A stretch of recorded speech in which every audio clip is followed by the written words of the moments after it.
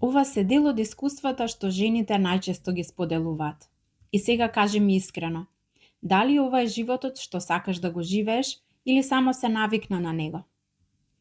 Може би сваќаш дека не се работи само за килограмите, се работи и за тоа колку животот ти се стеснува. Полека ја губиш слободата да излезеш без двоумење, да облечеш што сакаш, да бидеш видена без да се криеш. И не затоа што не можеш, туку затоа што односот со храната те држи заглавена. Но ова не мора да биде твојата приказна за секогаш. Со хипнослабење ти не се бориш со себе, туку градиш нов однос со храната.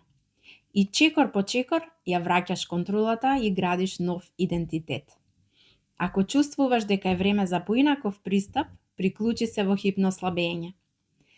Хипнослабење не е диета. Хипнослабење е внатрешна трансформација која се рефлектира на твоето тело.